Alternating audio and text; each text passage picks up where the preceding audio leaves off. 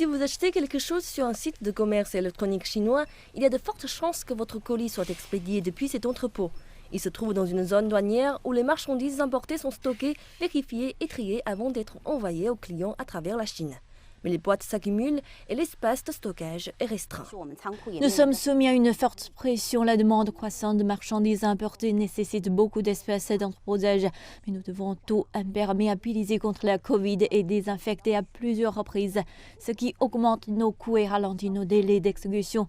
Les sites de commerce électronique Gumtable et GT.com promettent que les colis quitteront l'entrepôt dans les 24 heures suivant l'achat. Nous devons tenir cette promesse, mais comme de nombreuses villes ont mis des restrictions sur les colis non essentiels ou fermé des voies express, les retards sont toujours inévitables lors des livraisons. Environ 3/4 des marchandises entrant en Chine sont transportées par voie maritime. Pour contourner les blocages à Shanghai, de nombreuses importations ont été réacheminées vers le sud, à Guangzhou ou Shenzhen, ce qui rajoute la pression sur les entrepôts locaux. Les exportations sont également bloquées, en partie à cause d'un retard des conteneurs retournant en Chine. Les entrepôts comme ceux-ci sont pris dans ce que les économistes décrivent comme un cercle vicieux. La peur des retards pousse les entreprises à se lancer dans des achats de précaution. Elles stockent tout, des matières premières aux produits et pièces détachées, et réservent des conteneurs avant même d'avoir obtenu des commandes.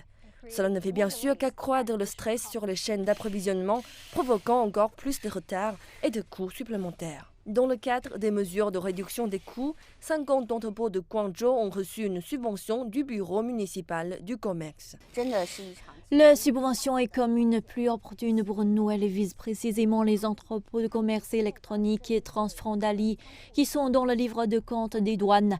À partir du moment où ils ont annoncé les politiques, il n'a fallu que 4 mois aux entreprises qualifiées comme nous pour recevoir l'argent. C'était très efficace. Le gouvernement de Guangzhou met également en relation les entreprises de commerce électronique et les transporteurs ferroviaires et aériens. Le district de Huangpu, dans l'est de Guangzhou, a promis des subventions supplémentaires pour ceux qui doivent changer de mode de transport en raison des perturbations dues à la Covid. L'un des plus grands avantages du commerce électronique transfrontalier à Guangzhou et dans la région de la Grande Baie, c'est que nous avons de nombreux moyens d'envoyer des marchandises à l'intérieur et à l'extérieur. Il y a plusieurs aéroports internationaux, des ports à conteneurs et un réseau ferroviaire et routier bien développé. Nous disposons également de pôles industriels, ce qui nous permet d'exécuter les commandes très rapidement. De la conception à la fabrication en passant par la distribution, tout peut se faire ici. Une réponse rapide est absolument cruciale en ces temps incertains. À plus long terme, les analystes estiment que le gouvernement doit faciliter un meilleur partage des informations.